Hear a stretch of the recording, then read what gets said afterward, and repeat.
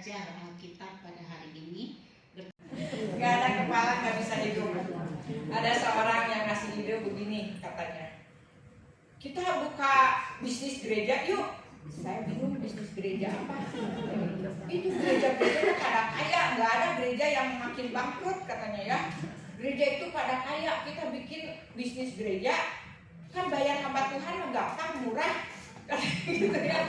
Jadi kita bisnis gereja, kita buka, lalu kita bayar hamba Tuhan, untung pasti katanya gitu. Saya bilang wah ini nggak tahu ya, orang nggak kenal Tuhan. Kalau gereja tanpa Kristus, ada yang mau memberikan persembahan? Mungkin ada ya, kalau ajarannya ajaran palsu ya, dan lama-lama itu akan mati ya, karena gereja tanpa menjadikan Kristus kepala itu nggak ada kehidupan rohaninya ya. Sedangkan orang datang ke gereja itu pasti untuk kebutuhan rohani spiritual. Kalau tanpa Kristus, lama-lama rohaninya mati. Kalau cuma emosi itu semangat imut gitu ya, bisa kompotannya jago gitu kan, bisa emosinya dipancing, tapi sekali dua kali lama-lama akan mati ya. Jadi nggak bisa bisnis gereja tidak menjadikan Kristus sebagai kepala, tapi pebisnisnya jadi kepala dengan tujuan cari untung gitu. Itu nggak akan bisa ya. Nah ini jadi kepala gereja itu Yesus Kristus hanya satu ya. Lalu semua yang ada di dalam gereja, baik pemimpin, baik anggota, baik para pelayan Tuhan yang lain yang diberi karunia, mereka bisa melayani itu pun karunia dari Tuhan ya. Itu semua adalah tubuh Kristus ya. Jadi para pemimpin itu ada yang tadi ya, karunia menggembalakan, mengajar, jadi misionaris gitu kan, berbagai macam pelayanan, berbagai macam penyembahan, itu semua adalah tubuh Kristus, fungsi tubuh Kristus. Tetap kepalanya adalah Kristus. Kristus adalah kepala jemaat. Kita lihat fungsi kepala itu apa ya.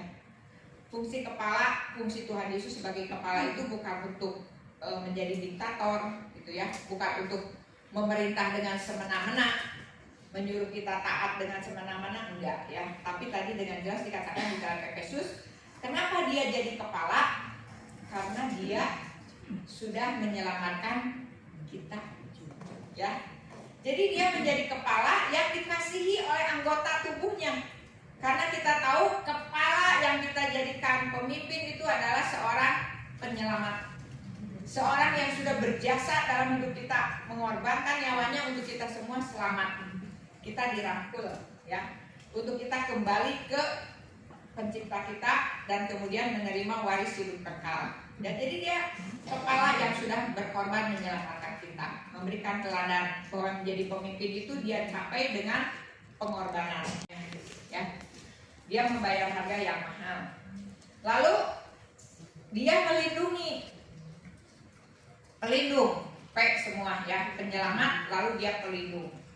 Dia yang memberikan perlindungan terhadap umat dari semua serangan kuasa gelap, dari semua serangan si jahat ya, sehingga dia menjadi kepala gitu kan.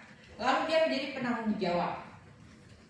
Dia yang menyucikan kita, mengampuni kita, membentuk ulang kita, untuk kita bisa dipakai oleh Allah, untuk kita bisa punya karakter yang sudah rusak tadinya oleh dosa gitu kan, bisa kembali mempunyai karakter yang mulia ya. Dia penanggung jawab bahwa semua tubuh Kristus yang ada di dalam pelukan dia itu akan dibentuk menjadi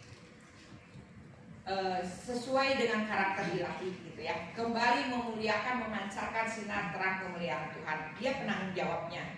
Lalu dia pemersatu dari berbagai bangsa, suku, bahasa, agama. Semua dinding-dinding tembok pemisah yang memisahkan manusia biasanya berbau sara gitu ya, suku, agama, dan ras susah disatukan. Tetapi di dalam Kristus yang menjadi kepala kita disatukan. Jadi sudah berapa P tuh? 4 ya. Penyelamat, pelindung, penanggung jawab, pemersatu. Dan P yang terakhir adalah pemimpin. Pemimpin yang tut uri handayani ceritanya ya.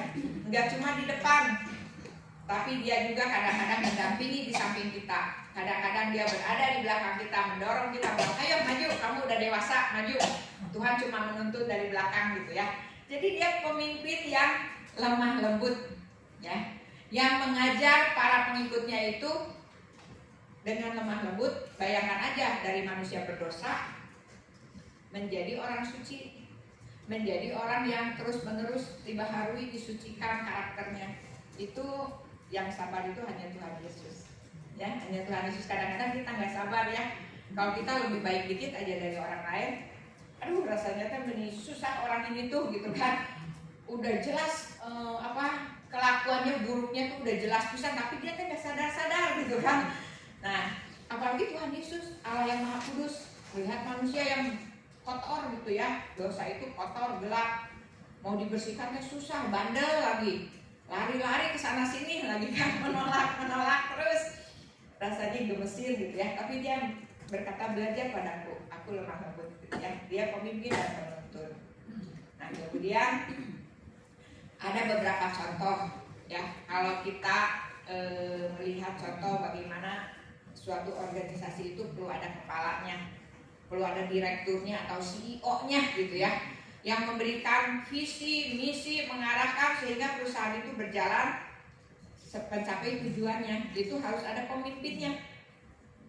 Dikatakan kalau suatu bangsa nggak ada pemimpinnya, nggak ada visinya, maka menjadi liar. Ya, kita bayangkan kalau satu perusahaan nggak ada direkturnya, nggak ada CEO-nya, perusahaan itu nggak lama juga tidak bisa kompetisi dengan perusahaan lain yang nggak bisa maju. Dan karyawannya juga kerjanya males-malesan aja gitu ya. Nah, kemudian kepala itu ibaratnya konduktor dalam sebuah orkestra. Misalnya angklung, kita bayangkan kalau nggak ada Ibu Grace yang gini-gini, bisa jadi satu lagu yang harmonis? Nggak bisa ya.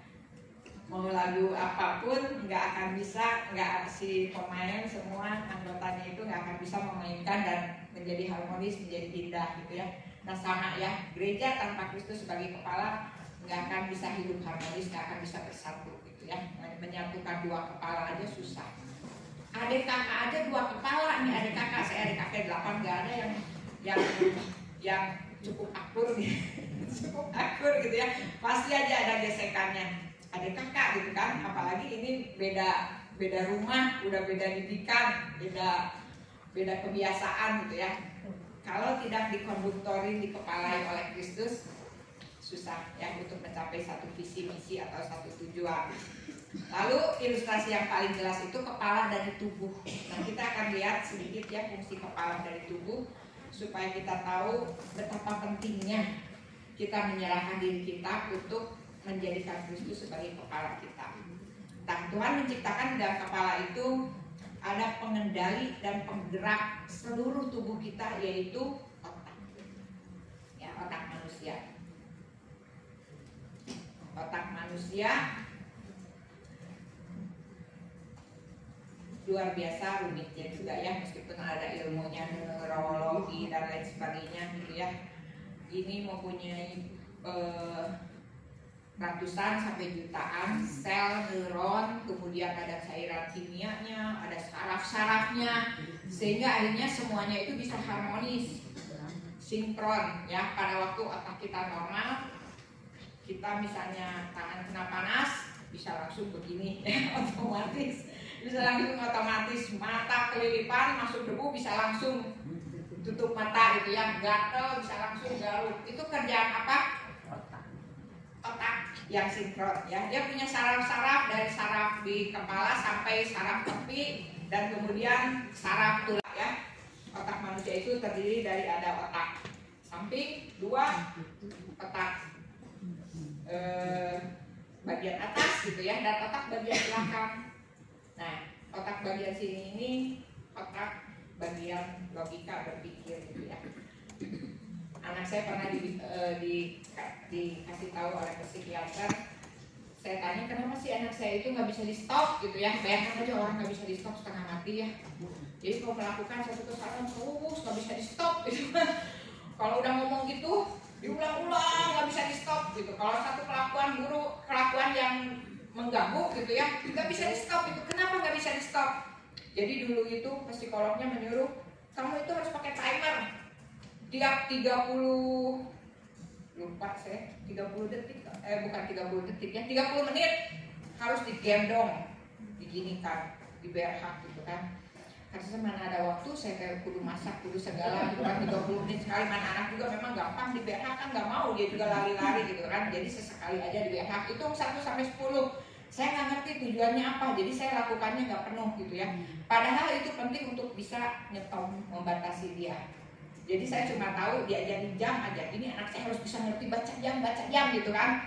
Jadi kalau udah bisa baca jam, tunggu 10 menit lagi, tunggu 5 menit lagi, dia bisa nunggu gitu ya. Nah jadi betapa pentingnya gitu kan, si otak juga perlu dilatih. Otak itu katanya kayak plastik gitu ya. Jadi kalau kita bentuk biasanya untuk matematika kita latih gitu kan, dia akan menjadi terlatih. Tapi kalau enggak ya jadi istilahnya tumpul kalau nggak biasa gitu kan, si otak kalau nggak biasa jadi tumpul. Jadi bagian samping itu ibarat antena, masing-masing ada fungsinya gitu ya. Ibarat antena, dia menerima sinyal-sinyal segala macam, otak belakang ini mengolah, hati emosi itu di belakang ya. Jadi kalau hati itu bukan di sini, hati emosi kita itu di sini. Dia itu secara visual mengolah semua yang diterima, harus berbuat apa tuh diolahnya di otak belakang gitu. Nah, lalu ada yang secara garis besar membagi otak manusia itu otak kanan dan otak kiri. Nah, ini yang kalau terserang stroke selalu ditanya ya, yang kanan atau yang kiri yang kenanya? Oh, yang kanan, yang kenanya keserangnya sehingga rusak itu otak kanannya, maka bagian tubuh sebelah kiri yang nggak bisa digerakkan gitu ya. Kalau yang kiri, bagian tubuh sebelah kanan yang nggak bisa digerakkan. Terus nanti ke si pasiennya juga beda. Dulu waktu mama saya itu otak kirinya ya yang kena, terus dokter bilang wah nanti ibunya itu akan jadi susah atau sedikit bicara ya, karena di dalam otak kiri juga ada logika, ide, bahasa gitu kan. Otak kiri itu lebih logik, lebih berdasarkan fakta gitu kan. Kalau otak kanan itu lebih ke istilahnya, kalau otak kiri itu IQ, otak kanan itu EQ, lebih ke emosi, lebih ke kreativitas gitu kan, lebih ke seninya, itu otak kanan gitu ya. Nanti ada tesnya ya, otak kiri dan otak kanan nih. Kadang otak kiri dan otak kanan itu konflik gitu ya. Jadi nah sekarang kita dilatihnya, coba kita pakai otak kanan, berusaha mengucapkan warna. Sementara otak kiri berusaha membaca kata-katanya. Jadi ucapkan warnanya. Yang pertama ini apa? Hijau. Hijau. Tulisannya kuning tapi warnanya hijau. Kita baca yang sebelah kiri. Oh, di sini ya. Harus ditunjuk nih.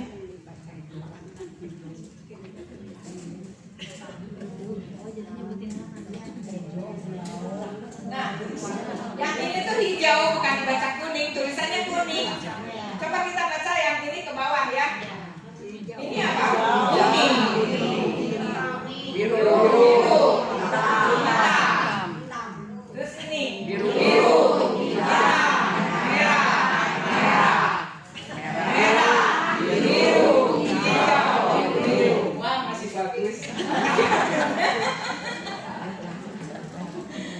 Ya itu luar biasa ya, Tuhan menciptakan otak kiri dan otak kanan sehingga kita mampu kolaborasi gitu ya.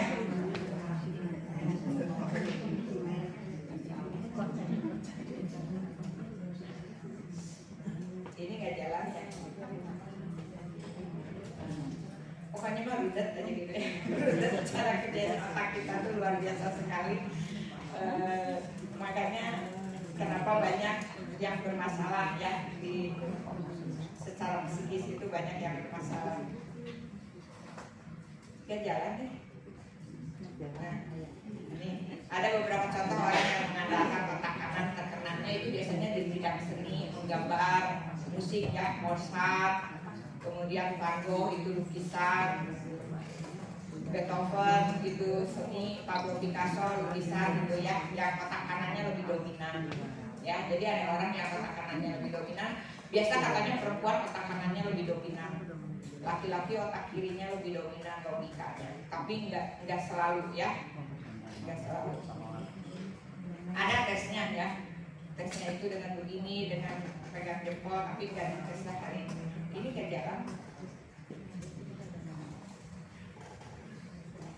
Kalau yang otak kirinya dominan itu udah jelas Albert Einstein ya. Semua tokoh-tokoh penemu ilmuwan teori energi gitu kan, Albert Einstein sama dengan MC kuadrat itu otak kirinya yang dominan.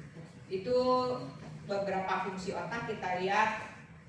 Otak berfungsi sebagai sensor terhadap perasaan seperti respon, sentuhan, rasa sakit, tekanan dan tertekan ya. Jadi kita bisa tahu orang menyentuh kita itu dengan kasih atau enggak gitu kan, itu punya rasa lah. Otak dapat mengontrol otak secara otomatis, salah satunya seperti mengatur sirkulasi darah, mengatur detak jantung, mengatur sistem pencernaan, mengatur pernapasan. Jadi organ tubuh pun pusat pengendalinya dan pengontrolnya itu di otak semuanya ya, dan lain sebagainya. Nanti silakan aja dibaca di itunya gitu ya. Nah ini soalnya kita bukan belajar IPA ya. Jadi di sana kita bisa melihat betapa luar biasanya otak itu menjadi pusat mengatur, pengendali seluruh anggota tubuh dan yang menggerakkan. Nah inilah yang Tuhan pakai menjadi ilustrasi bahwa Tuhan adalah kepala, pemimpin, otak yang menggerakkan jemaat gitu ya, yang menggerakkan jemaat, yang menggerakkan tubuh Kristus di bumi. Jadi kita bisa bayangkan ya, Kristus sebagai pusat hidup kita, otak kita itu terbatas ya. Otak kita itu diciptakan untuk kita bisa memakai otak kanan, otak kiri gitu kan, dan semua kemampuannya itu untuk kita bisa bertahan hidup di dalam dunia. Untuk kita bisa membela diri kita, menjaga tubuh kita, menyeimbangkan kita tiap hari bisa beraktivitas gitu kan, merancang masa depan kita, itu semua hanya sementara kita bisa bertahan hidup di dunia.